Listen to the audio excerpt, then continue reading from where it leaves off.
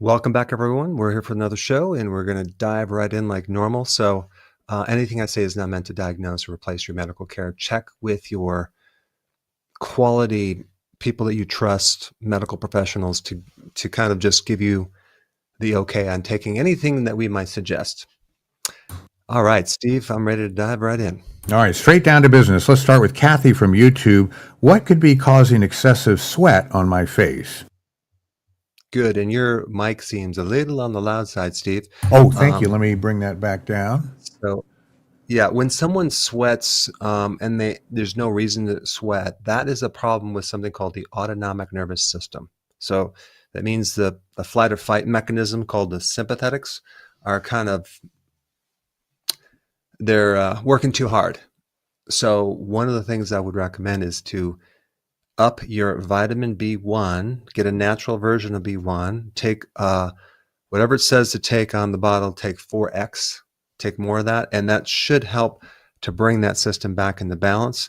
In addition to the normal things that I tell people, going low carb, stop eating junk food, etc.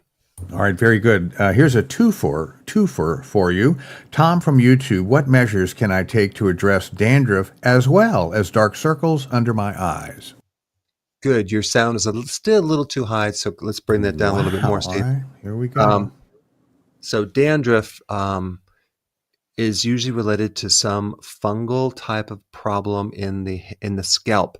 So I have videos on this with great remedies. You can use a variety of things like rosemary oil. There's also very small amounts of even castor oil will work. Rub it into the scalp, leave it in there, take a shower. That will help you a lot. But the other thing that I think is also missing is vitamin D3 because that builds up the immune system. And so you need more vitamin D3 to kind of counter that. All right, how am I doing now, Doc? Hoping I'm not burning out you or the audience's ears. Is Now that you're better? good. Oh, Now you're that's good, Steve. terrific. Well, then let's go to Christian from YouTube. What's the best remedy for receding gum line? I think either you're brushing your teeth too hard, and or there could be a problem with your collagen formation, and that, one of the things that I think just probably, it's not going to be resolved by just consuming more collagen or even vitamin C, even though that's important. I think when someone has receding gum lines, you really got to look at the whole picture because there's something, either your diet's not correct or you're not eating nutrient-dense foods, because it could come from a lot of different things. And then if you're brushing too hard to try to scrub your teeth, that could be another problem. I would just go back to eating, or just look at your food and compare it to what I recommend in some of my videos where I talk about how to do the healthy version of keto. Get back to that, because there's a lot of other things that are connected with deficiencies and junk foods that can relate to that.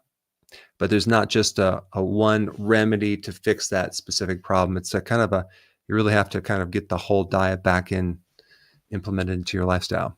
Well, it turns out we are what we eat. Yasoda from YouTube, what do you think about using magnesium oil and potassium alum as a deodorant?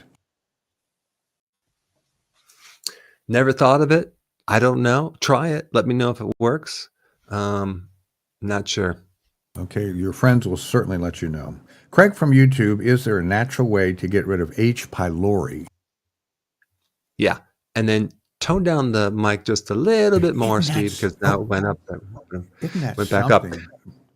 Okay, so H. pylori is a microbe that is normally in 80% of the population, and it doesn't bother us until we do something to change the environment. And then it changes this relationship, and then it's pretty nasty towards us. So we have to, there's a couple things that work. One is to reacidify the stomach, unless you now have an ulcer, in which case you can't do that. You need to take zinc carnosine for a while. There is something in cabbage juice that actually helps ulcers too, as a side note. Sulforaphane is a good remedy for H. pylori, but as soon as you can, you need to start acidifying the stomach, unless you have irritation to that stomach, because one of the strategies that this microbe will do is it releases ammonia to change the pH, to bring the pH higher, less acid, because it lives in more of an alkaline environment. So if you just keep it acid, it kind of puts it back in remission.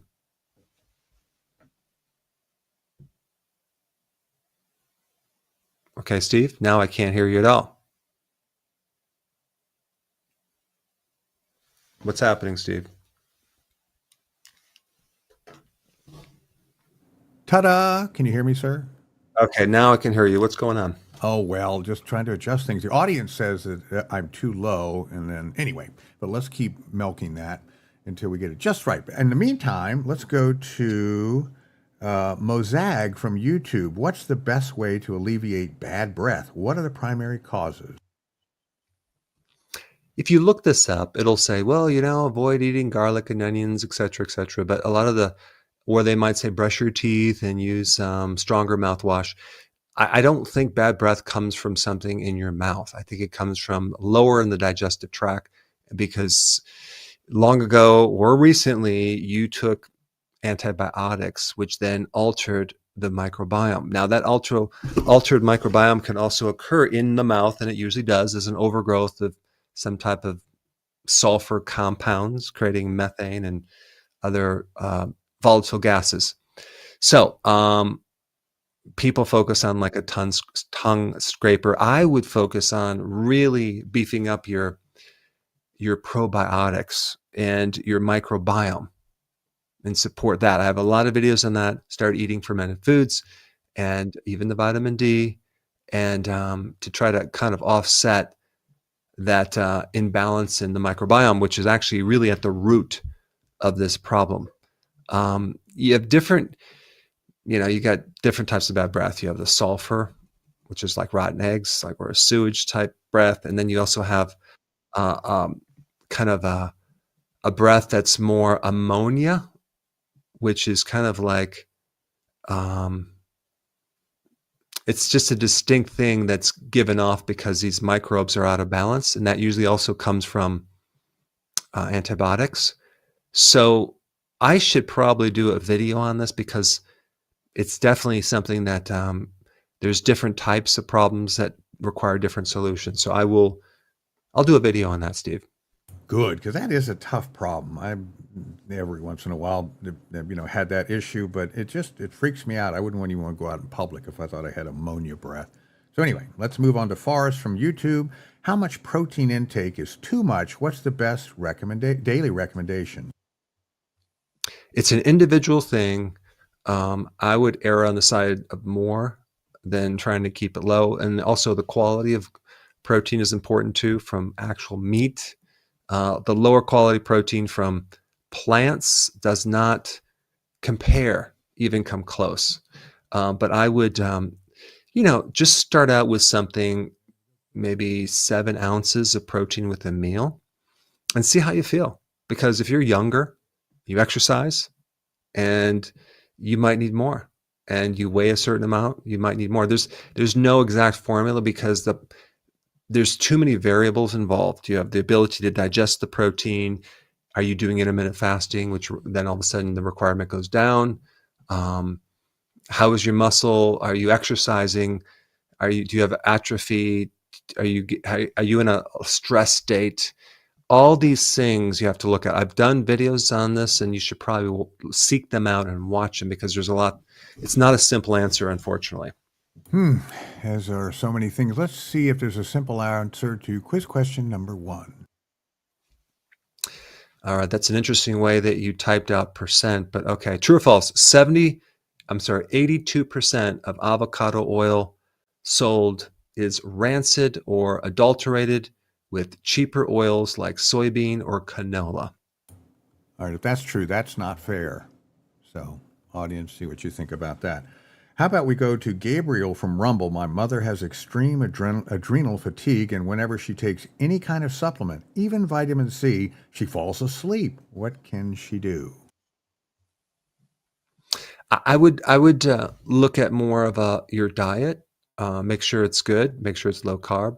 I would also focus maybe on long walks in nature to get your body tired so you could sleep. Um, I would also consume foods, maybe not from a supplement, but maybe just from nutritional yeast to get your B1, because B1 is what you need. Um, so that's what I would do.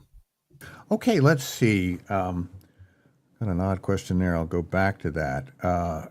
Lisa from YouTube, which supplements would you make the best alternatives to metoprolol, that beta blocker? It takes 12.5 milligrams twice a day after having a fall that resulted in a hematoma. I don't know how that all relates.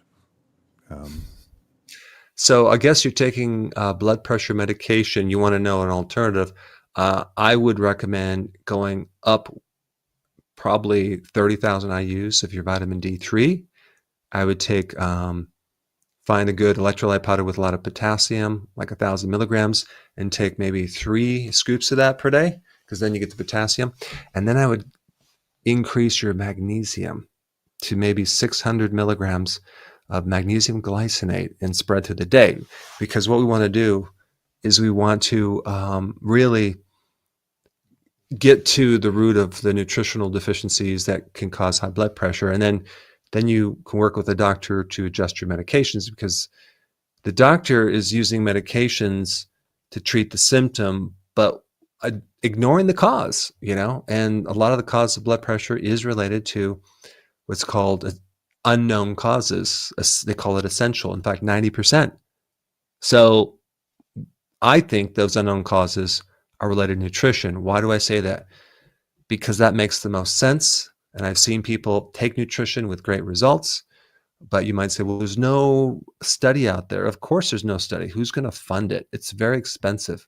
If you're just talking about a vitamin D study, you're talking like a credible study could cost $30 million. Do you think someone's going to be able to come up with that money? No. In the meantime, what do you have to lose by trying natural things? Nothing but your blood pressure, your high blood pressure. Okay, here's an interesting one from Donna over at Rumble. After an extended fast, doesn't say how long, my lymph glands get sore. Is that normal? Is this result of the cell being cleaned up? It could be. If you're doing a long fast, your body is cleaning a lot. You're in autophagy. So, I think that's not a bad thing if your lymph nodes are tender. I think, the fact that even when you do hypoxia training, which you're restricting your air and you're exercising at the same time, you can detox from that, because you're like forcing the deeper part of your cells to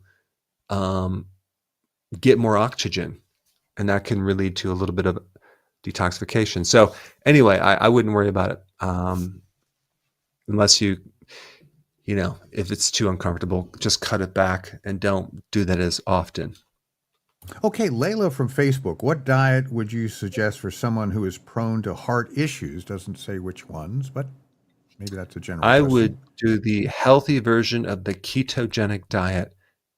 The ketogenic diet is really all about low carb, right? But it doesn't necessarily talk about the quality of food. If you take the conventional or traditional ketogenic diet for epilepsy in hospitals, oh my gosh, talk about the worst ingredients on the planet. They're not focused on the ingredients.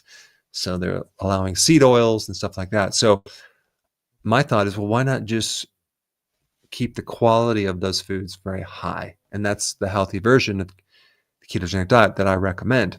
That's what I would recommend for everyone, basically. All right. Well, we have a total agreement from our audience for the question. 82% of avocado oil is sold is rancid or adulterated with cheaper oils like soybean or canola, and 100% of them say they think that's true. It's true. The laws for avocado oil are different than for olive oil, believe it or not. So they're very lax. And this is why when you say, oh, wow, look at this, mayonnaise made, and it says made with avocado oil, right? Or even made with olive oil. And then you look at the back of the label, I'm like, wait a second, they're just adding seed oil to it and diluting it, right? But not even that. If you have 100% avocado oil, the mayonnaise, it tastes rancid because because there's no legal regulations on expiration dates, when it's processed. They can mix other stuff in it. What happens when you take even extra virgin avocado oil, which is like high or cold pressed? What happens is that over time, it can actually degrade with oxygen, heat, and just exposure to just the air. And so what happens is that starts to break down, and it's called oxidation, just like you were to cut an apple and see it turn brown. And then if you leave it longer, it gets rancid. The rancid is kind of the perception that there's advanced oxidation.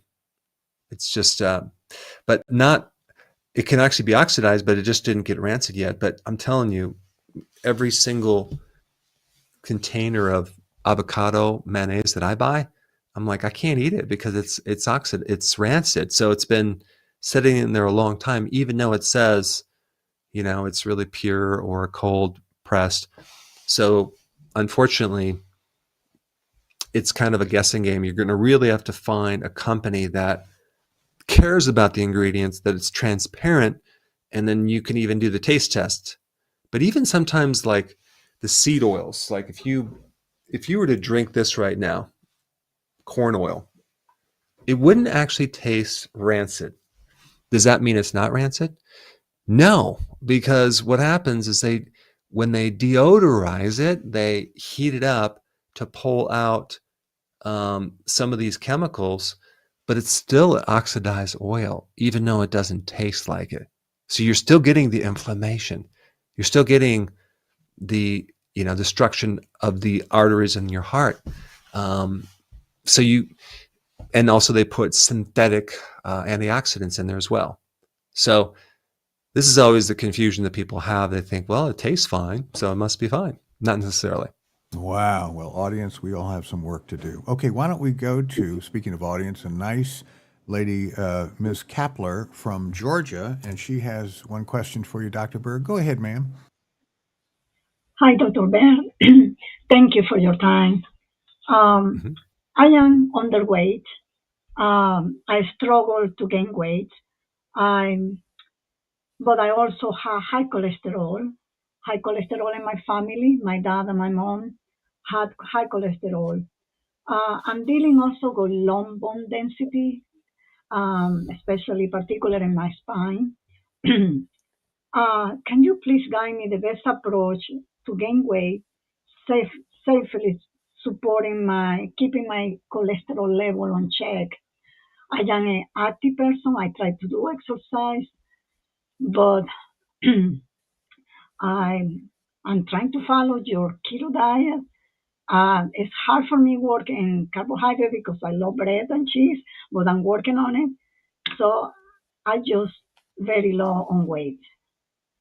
Okay, let's first address the cholesterol, because when you do a low carb diet, that will actually usually handle your cholesterol, but there's certain people that it might not, because the type of cholesterol that you have is not dangerous at all. And this is why it's good to do an advanced lipid profile to look deeply at two different things. One is the type of particle size, the small dense versus the large buoyant size.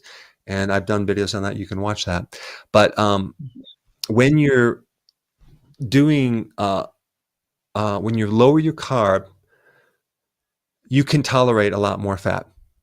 But when you increase your carb and you cheat on the ketogenic diet, and at the same time you're adding more fat, that could be a problem. And that could be what you're going into. So you really have to be consistent with that to see the results. Now, shifting gears to gaining weight, I think you're going to have to start to just eat more food right now, and maybe only do 2 meals a day, and just make sure they're just bigger meals, and then add more exercise. Heavier weightlifting is going to be actually very good for you, because it's going to also help your bone, to get your bones and your muscles to be activated. we need to stimulate them with this thing called, what's that called? Exercise. So you need to do more of it, heavier weights with a little more calorie, but keep your carbs low. And I think that will solve your problems. Thank you so much. Thank you. Sure. That's great. Well, thank Thank you you. for a great Appreciate call, and hope that helps. There's millions of us who would love to have a low weight problem, but we know it's no fun either when it goes the other way. So good luck with that, Ms. Kepler, and we'd love to hear back some great results from you later. Let's go back to social media. We're Bomac from YouTube. If I have my kids do keto, can they have fruits like dates after meals? Should kids be doing fasting too, or should they be mixing it up like that, Doc? I think with kids, they can, because they haven't ruined their metabolism, well, if they're eating whole foods, right? I think they can, if you started your kids off good and you don't give them junk food, then they can tolerate some dates as a dessert, some fruit as a dessert, not a problem.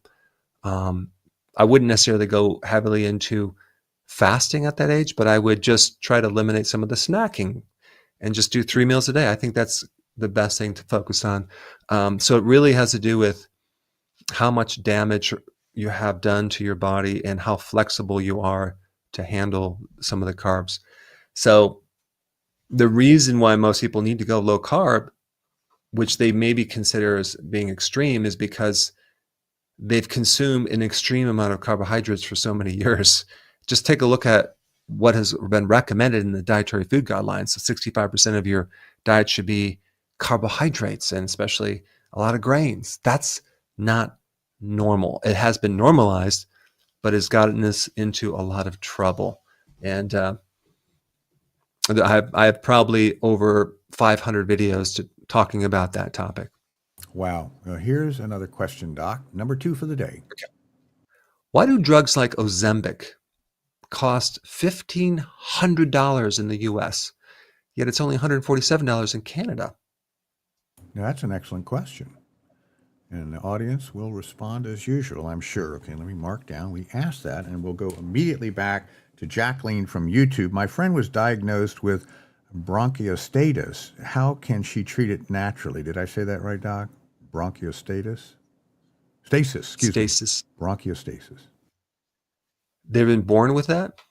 Well, she's been diagnosed with it. Okay.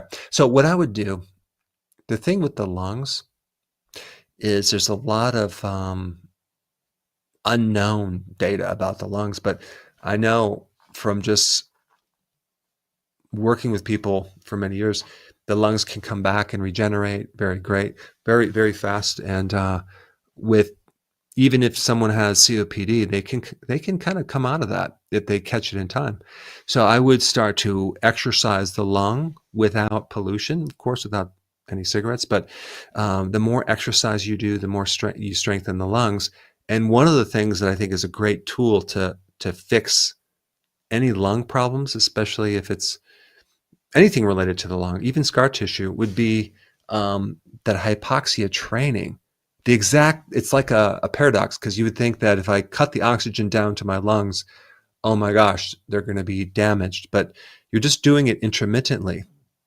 And when you do that, you really act, and this is probably going to be one of the questions coming up, but you're activating a tremendous amount of, number of genes that are survival genes that will go in there and start repairing lungs, repairing the heart, which is connected to the lungs, because the lungs are not an independent thing. They work with the heart. So you need to strengthen the lungs, you need to strengthen the heart. So make sure also when you do this type of training with hypoxia, you don't overtrain, because I think that we're now discovering through a lot of people that overtraining is just as bad as undertraining. So, what it does to you, the amount of inflammation in the body and the arteries is crazy. Well, with all the strife around the world, there's one thing that appears to be consistent here on the Dr. Berg Show, and is that we're all on the same page when it comes to trying to live our best life and do the best things for our health. And as evidence of that, we'd like to say hello to these folks. So there are some from the UK, Canada, Mexico, Vietnam, Croatia, Sweden, Poland, Honduras, Eritrea, the Virgin Islands, Israel, South Africa, Morocco, France, Norway, the Czech Republic, the Dominican Republic, Nigeria, Guyana, Brunei, Scotland, New Zealand, Taiwan, Ireland, Ghana, Australia, Bali, Jamaica, Italy, the United Arab Emirates, Romania, Kyrgyzstan, the Netherlands, Chile, Finland, Greece, Albania, Bermuda, Switzerland, Portugal, Malta, Turkey, Moldova, Jordan, Bangladesh, Curacao, Peru, Panama, and all across these United States, including our guests there from Georgia, which we know she's going to do better. Great to hear from you too, Ms. Kepler. All right, let's move along with other stuff like SADOW 10. How much can we restore our vitamin B2 levels to a normal level? Which foods would supplement, would help in that regard? I don't hear much from vitamin B2. Riboflavin, which is B2, is in a lot of different foods. It's in meats, it's in vegetables, mushroom. There's an interesting, migraine headaches, like using high doses of vitamin B2 to handle a lot of different issues, especially even in the mitochondria, because they always talk about vitamin B3 to actually increase something called NAD. But you also have something called FAD in the mitochondria that you can beef up with vitamin B2. I played around with it, recommended it. I didn't see dramatic changes, but I'm not saying it's not a bad thing to experiment and use. But the question is, what type of test did you do to find out that you're low in B2? And what is your diet? And is this a genetic thing? Like, I would just dive into that, because it could be, we're always looking at deficient, like what am I not eating in the diet? But there's other things that can prevent the absorption of B2. There could be a genetic thing. There could be a gut problem, a gut absorption thing, and then the quality of food that you're eating as well. Okay, let's go to Janahia from Facebook. I have a child who is 14 and he won't eat anything but processed foods. I can relate. How do I kill the bad bacteria in his stomach and get him off corn dogs and chicken nuggets? I think I would just exchange him for an upgrade. Get a child that is more into health foods. It'll be a lot easier that way. I think you can swap them out at various centers. Now, I think it's going to be a tough problem, especially at that age, because they don't really have a lot of judgment and they're just literally addicted. And you're dealing with someone that is probably fighting you all the way. So what I would do if I were you is I would make a nice transition in your house to have the substitute foods for the foods that he's eating. Even the chicken, there's some great recipes that you can make that are similar to the chicken, but they're not the chicken nuggets. So start to go up with the quality in your house. So that way, when they're searching around the cupboards, all they can find is some of these keto alternatives that you have to make or buy. And then that way you can make the transition that way. But yeah, you're right. That's the situation. And this is why it's important to start them out on healthy foods if you can in the very beginning, so they don't even know the difference between. That's what we did with my granddaughter. Like we just never gave her any junk food, and it's just really been a good thing because now she goes for healthier foods. So that's great. All right, we're going to go to Philip after we. Let's see, what was I going to do? I didn't get the answer to that yet. After we ask this question about Marie, this is a tough one. Marie from Facebook, what's the best diet for someone with a MS diagnosis? I would do the same diet that I recommend. It's a healthy version of the ketogenic diet, low carb for sure. But then you're going to have to do Coimbrae's protocol, where they're adding higher doses of vitamin D3 with the cofactors magnesium and K2. If you can, there's 4 doctors I know in the U.S., but more over in other parts of the world that can help monitor you by checking your parathyroid hormone, by checking your creatinine, by checking which indicates kidney issues. Because one of the challenges with doing a high vitamin D protocol for a period of time, and inevitably someone's asking a question that I have a question already set up to get this data. So I'm going to stop right there and just tell you, find a doctor that has experience in the Coimbra protocol, because he has literally helped like MS, like 90% improvement with putting that thing back in remission by increasing your vitamin D3. Okay, that's interesting. I promised our next guest would be up, and he is from Canada.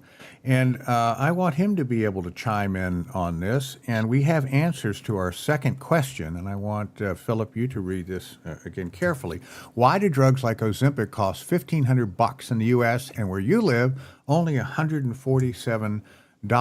And I'm going to give you the first nibble at that question and see if you have an answer for that. Why is that, Philip? Oh, I think it has to do with the amount of money that the Americans are paying for their health care. I don't know why, to be honest with you. Well, be The drug grateful you're in companies are Canada right making the now. money. Yeah. Okay. Well, I tell you what, why don't we go ahead and wrap up that question? I'm going to come back to you, but I wanted to give you a chance to chime in. So, Dr. Berg, once again, why do drugs like Ozempic cost so much and they don't in Canada? What is your... So this is something I had no clue of until like 2 or 3 weeks ago. And I was like shocked because I'm in this area heavily. And I thought it was just, the drug companies trying to make more money, blah, blah, blah. No, it's not. There's a same drug, same manufacturing company, yet across this dividing line between the US and Canada or even Mexico, you can go and get it cheaper. The same exact thing, because we have what's called the middleman, an invisible middleman that is involved in this process. They're called the pharmacy benefit managers. This group, and there's three big ones that make more money than the 10 top drug companies combined. And they negotiate prices, they get rebates. They also, by the way, own a lot of the pharmacies. Oh, and by the way, they own a lot of the insurance companies. So that whole group is kind of like hidden in the background, and they negotiate these prices, but they keep the difference. They originally started out to be something to save the consumer, from the overcharging from the big pharma, but now they basically just siphon it off to the numbers of like $600 billion a year. They're the middleman.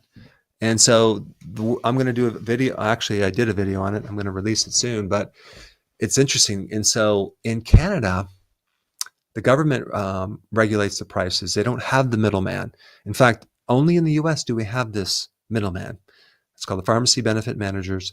And stay tuned for more information about that, because wow, that's interesting. This is why it's so expensive in America. Wow. Well, let's do give the answers out from the audience. Okay, so 67% say it's because the U.S. pays for all the research into pharmaceuticals and the other countries don't. I guess that's a little fair. 23% of a lack of price protections, and 10% say it's because of greedy pharmacy benefit managers. There you go. Doc, you hit it. So there we go. Anyway, that's it. and let's see. So PBMs. Yeah, let's quit picking on Philip for that answer and get to his question. Go ahead, Philip, with your question, sir. Well, first, I wanted to thank you, Dr. Berg, for all the videos you've done on iodine. I've been on the mission of talking about iodine for the last 5.5 years, working with pure molecular iodine. And I've used a lot of your information, actually. And I noticed that the person that I did this project with, the scientist, would tell me things. And I realized in watching your videos again that a lot of the words that you were saying are the words that we are saying to people about the importance of iodine and what it can do in the body. So I want to thank you for that. My Absolutely. question to you is, sorry, go ahead. Oh, no, I was saying that's great. I appreciate that. My question to you is about wheat germ. Is that a good carbohydrate if it's a good source of wheat germ? So there is it's called, what is this? The name for this starch in that wheat germ that I can't recall the exact name for it, but it's a type of starch in there that you don't want to put in your body because it's definitely comes from wheat that's been modernized. So you're getting this starch that has a super high blood sugaring effect. Despite, some of the benefits in wheat germ, it actually has vitamin E and things like that, but it also comes with the starch. So this is why I don't recommend it. If you can find wheat germ from an ancient grain, I think, that might be a lot better. But unfortunately, this type of amylopectin, I think it's amylopectin A or B. That's the name of the starch in wheat germ that you want to avoid. Okay. Thank you.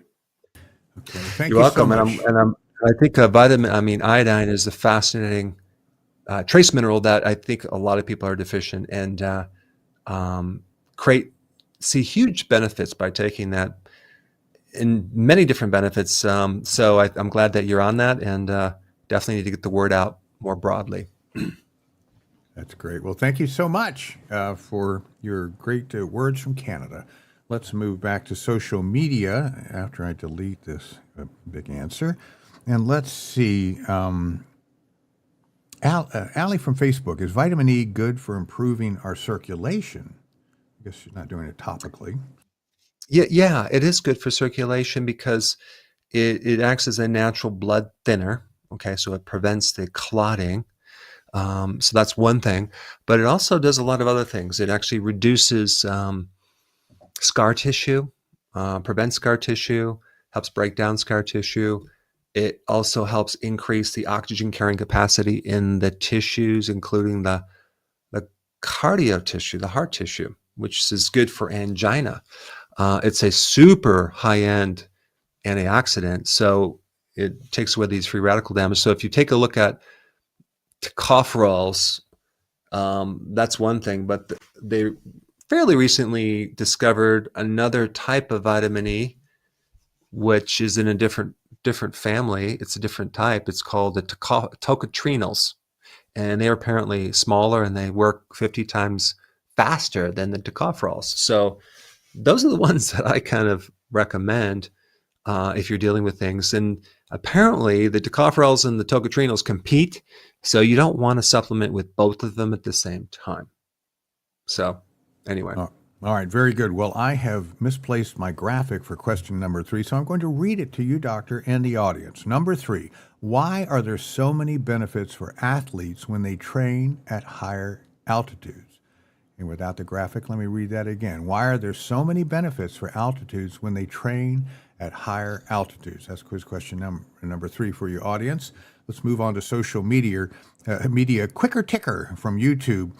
Should we be taking methylene blue? What are the primary benefits of doing that?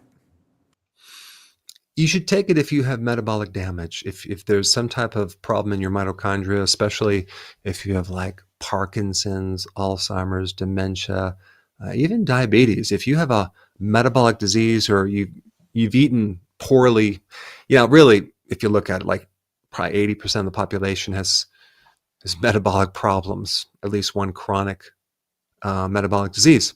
And so, that I think methylene blue is worth a shot to take that, because if you take it in the pharmaceutical grade, which actually is without the impurities, which by the way is even better, more strict than a food grade, then you can create benefits to your mitochondria, and it can actually help act as a very powerful tool to keep these free radicals in check and these electrons in check.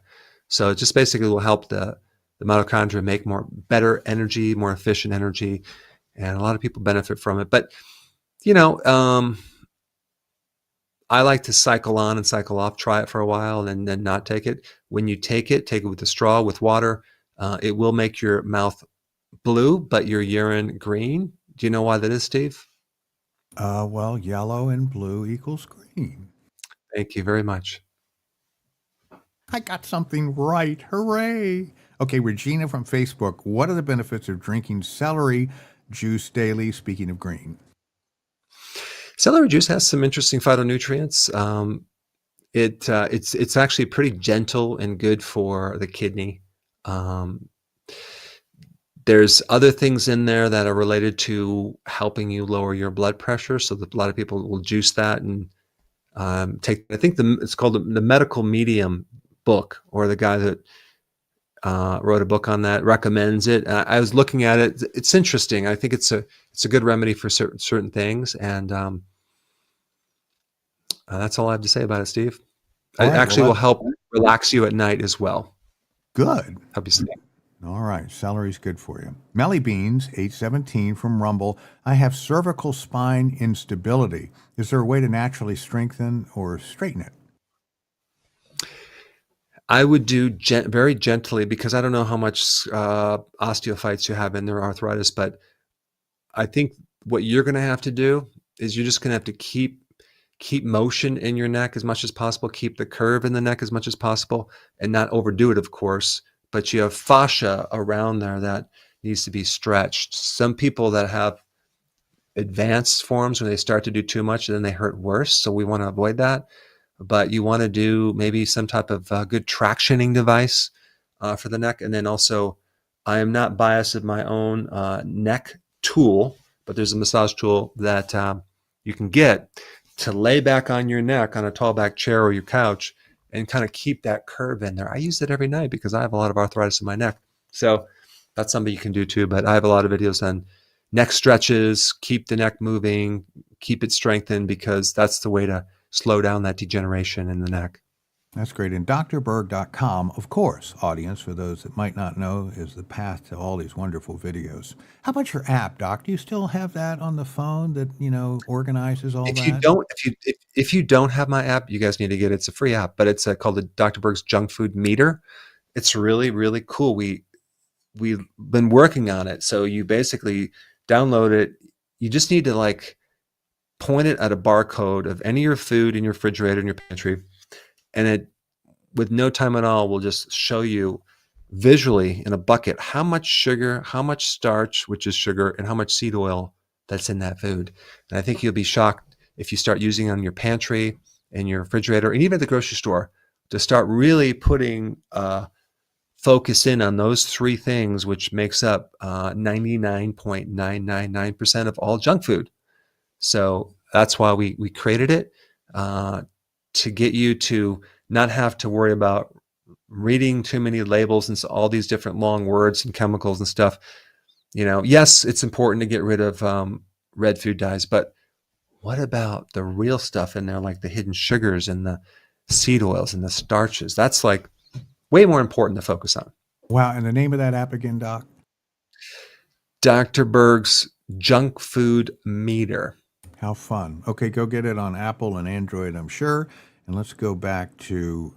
both. Yeah, both. Very good. So R4SH33D from Rumble. Good grief. Does, no offense, wacky thing. Okay, does Healthy Keto worsen exercise results or sports performance? That's an interesting question.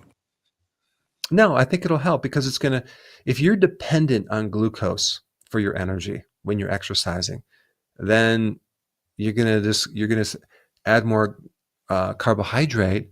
And there's a lot of complications with runners, for example, that are doing, or marathon runners that are doing these carbs, and they're doing, of course, maltodextrin and low quality. They don't realize that when they use up that energy, even if they're exercising, they are massively depleting their B1, because it takes B1 to metabolize those carbs. And as a runner, I mean, you're going to tap out the B1. Now you're going to start generating more lactic acid, more byproducts, and you don't get the quality effects that you want when you burn fat, when you exercise. So you want to get into fat burning, and you want to adapt your body to fat burning to have a cleaner fuel to exercise off of. All right, very good. Quiz question number 3, without the graphics, sorry, folks. Asked, why are there so many benefits for athletes when they train at higher altitudes? And 72% of our respondents say it improves the way the body utilizes oxygen. 20% says it increases red blood cell production. And 8% say it improves tolerance, speaking of the devil, to lactic acid production. Any winners today, Doc? We have 3 winners. All 3 are correct, because you have intermittent fasting, so you don't eat as frequently. You have other types of therapy that involve cold plunge. You have high intensity interval training with exercise, right? But what about intermittent hypoxia training? That's something that is just fascinating, because you would think if you starve someone with oxygen, that would be a bad thing. It is a bad thing, but if you do it with a short intervals, I'm talking like 15 seconds, and I'm not talking about just dropping your oxygen from a 20 to maybe a 17 or a 15 or a little bit lower. Now you're simulating high altitude training. What happens when you do that? You trigger this very interesting gene called, I guess I'm not going to get into the name of the gene, but you trigger something that will trigger over 100 different survival genes that have to do with adapting to that and becoming stronger. Your red blood cells start increasing.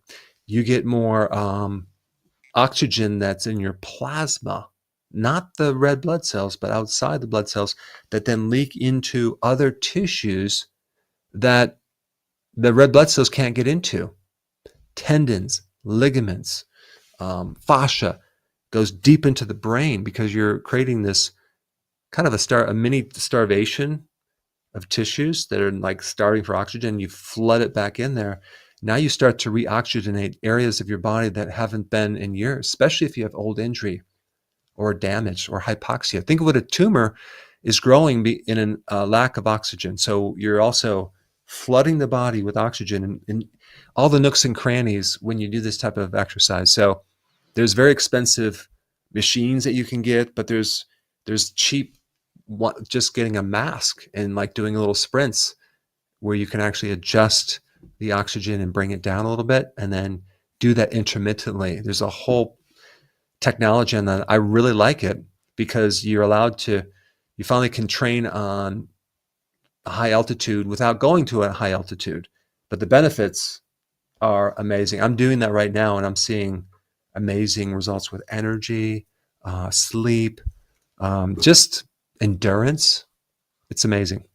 What a fascinating question and answer. That's intriguing. I'll try the pillow treatment on my wife for 15 minutes and see if that doesn't improve the mood. No, 15 seconds. Oh, Steve. okay, good. Let me mark that down. And here's quiz question number 4. What is the one food to limit when increasing your dosage of vitamin D when you go really, really high? What's the one food you have to kind of watch out for? All right, folks, that's quiz question number 4 for you. Let's go to Rebecca from Facebook. What are your thoughts about drinking wheatgrass juice daily? I think you just talked about or maybe you didn't. Anyway, what do you think, Doc? Wheatgrass juice. Well, the wheatgrass juice powder is different than the wheatgrass powder, because you're drinking the juice, not the fiber of the wheatgrass, before it gets to the level where it develops gluten, when it has the little grain part. So there's a lot of chlorophyll, there's a lot of polyphenols and carotenoids and different phytonutrients that you're getting that are really good to help strengthen and heal the inside tissues of your esophagus, your colon. So it has a lot of benefits internally for with these antioxidant and inflammation, and also just like a kind of a purification.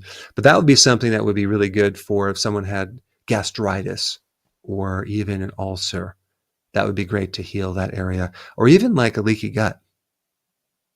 Well, that's hopeful. Stephen from Facebook, could there be a connection between junk foods and thinning hair? I think there could be, especially if the junk food involves sugar, starches, and seed oils, which actually then create deficiencies, or increasing the need of nutrients to create deficiencies, because you're going into it with lower levels. So then it sucks out the last bit, especially like when you get into selenium and zinc deficiencies, right? You don't see a lot of selenium, zinc, and trace minerals and iodine in junk foods the last time I looked. So you're creating this imbalance, and then there goes your hair. Okay, to confirm something we said earlier, R4SD33, so on, from Rumble. Is there an available app for the Android phones as well? And that's your junk meter. So Yes, yes, there is. there is. So go get it, folks. Melissa from YouTube, is 145 vitamin D level too high? My ferritin levels are too high, I guess, as well. Could there be a connection? No, I don't think there's a connection. I think if you get it over like 140, I always recommend finding someone to work with, because you want to make sure there's no calcium in the blood. You want to make sure there's no calcium in the urine, and check your parathyroid gland. And there's reasons for that. I talk about that in my video, so get someone to monitor that. But ferritin is, you don't want high ferritin, because ferritin is normally there to, it should be in the tissues to help keep that iron protected and kind of in a storage form. So when it ends up in the blood, it's kind of like empty shotgun shells. That means you get too much iron. So I would be very careful about iron supplements, cooking with cast iron, and you probably might want to check to see if you have any genetic issues that you have a problem with iron, that you tend to retain it more than usual. And then if you go donate blood and you feel better, then we know like you got a problem with iron. So you might want to take some chelator to pull it out, but iron is very destructive in the body. So taking more copper would also benefit, because copper is necessary to actually help safely store iron and use iron. All right, very good. Let's quickly go to quiz question number 4, and we'll ask 5 right after it. What is the one food to limit when increasing your dosage of, speak of the devil, not the devil, vitamin D, good old vitamin D? And 55% say it's dairy, watch that. 30% say it's fatty fish. 10% say it's beef liver, and the remaining 5% say eggs. Is that true? Well, because the really only side effect of high vitamin D is calcium in the kidney, then dairy would be something to watch out for, right? But there's also some reports that conflict with that say, well, yeah, but you also, people do high levels of vitamin D. If they go low with dairy, then it affects their bones. So they don't have enough calcium to support the bones. So there's another missing piece to this confusion, and that's magnesium. Magnesium helps to control calcium. So I think the best way to do this is to maybe limit dairy, but then to also monitor these other factors so you understand what's going on in your cells, like the parathyroid gland, like taking more magnesium and K2, and then really monitor your calcium levels in your blood and your urine. And also there's another symptom that you have too much calcium in your blood, and that would be nausea. You're nauseated and dizzy. Okay, so that's just 2 things to look at. And then also, because there's a risk of kidney stones, drinking at least 2.5 liters of fluid a day will keep that risk a lot lower. Thank goodness. Okay, let's go to our final question of the day, and there you go, Doc. Snake oil has more omega-3 fats than salmon.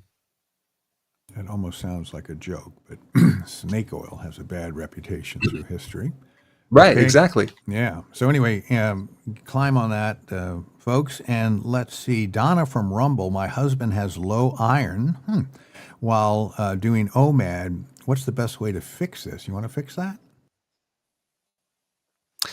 Well, there's great videos on iron that, you're probably describing something called anemia, but a lot of people that have dysfunctional iron have too much iron, yet they have anemia at the same time because it's unavailable to them. So in a video that I described this from happening, the solution is to take more of the controller trace mineral, which is copper, to help balance the iron. So find that video, and then you'll have the answer. I'm not sure if you're old enough, Dr. Berg, but they used to have Geritol, which they'd have seniors chug for iron poor blood. I don't know if that killed them off, or that Steve, was I'm good? not old enough. I'm only 38 years old. Exactly. So geritol, from my viewpoint, it's the worst thing you could take, simply because we have no mechanism to get rid of iron. So you're going to load up with something that's not even a heme iron. It's elemental iron, which is like rust. You want to get your iron just from meat, red meat. You don't want to get it from a pill, because there's so many problems with that. So I know there was some issues with geritol. I don't know if they took it off the market. It might still be on the market, but I know there was a lot of problems with that. Okay, let's see if we can get Prem. Can you hear us? He just popped up on our video feed. Why don't you go ahead with your quick question for Dr. Berg? We've only got a few minutes. Yeah, thanks a lot, Berg, and everyone for giving this opportunity. Berg, you're doing a very, fantastic job. Like you're, how to say, enlightening our knowledge, basically, or increasing our knowledge on the overall health. My question to you is like, I've been following the intermittent fasting, and to a certain extent, I lost my weight, maybe 6 to 8 pounds, but after that, it's not coming down. So when I was going through some of the YouTube videos, someone says like, hey, when you do the calorie deficit, eventually your body adjusts to that calories, and you won't see more progress in your weight loss. Is that a right statement, and how we can overcome this situation? Now, because as soon as you start going lower calorie, now we're also going to go lower nutrients. The ketogenic diet is a low carbohydrate diet. So I would try to lower that even more to help you lose weight. But then let's talk about protein. Should we lower that? No, because we require that. So keep the protein the same, keep it high, and make sure the quality is high, like meat, if you can do it, or eggs, cheese. But then we get to fat. That's something you can maybe go a little lower on. Not for any other reason, but when we're in the ketogenic diet, we want our body to burn our own fat. We don't necessarily want to rely just on the energy from burning calorie fat. So maybe after you get into it, maybe you can don't add extra fat to your diet. Just only eat the fat that's within the meat and other foods, but don't add like the MCT oil and the butter and all this other stuff. And I think that might be the best solution. And then make sure you can do even more restrictive, prolonged fasting. That's going to be important. You want to kind of eat when you get hungry, and don't eat if you're not hungry. And then let your body tell you how long to go with fasting. All right, very good. I'm glad we could fit you in, Prem. Thanks for a good question. Hope that helps. Quiz question number 2 has been asked and now answered. And it asks, snake oil has more omega-3 fat than salmon. Is it true, falser? And 95% say it's true, and 5% say it's snake oil. And not true. It's true. It's true. The reason why snake oil has become something of a scam is because there were people back in the early 1900s, one man, Clark Stanley, that was selling snake oil, but he wasn't selling the actual water snake oil. He was selling the rattlesnake, but then he actually started to replace that with mineral oil and some other ingredients without the snake oil. Mineral oil is really bad. So that actually was, if I'm not mistaken, the creation of the FDA to try to come in to try to clean that up, because there was scams back then. And look what's happening now. Canola oil, right? All these chemicals and drugs that the FDA should be regulating. And look what they're doing now. They allowed the GRAS, generally recognized as safe, rule to be applied to all these. So now, if you come up with a chemical, you don't have to do like third-party, independent, unbiased safety studies. You could just like claim that it's GRAS, and the FDA can't even legally fight you on that. So originally there was a good purpose for the FDA, but then I don't think they're doing their job, Steve, and that's just my opinion. Yep. But yeah, that's where snake oil came from. So actual water snake oil is a good thing for inflammation, just so you know.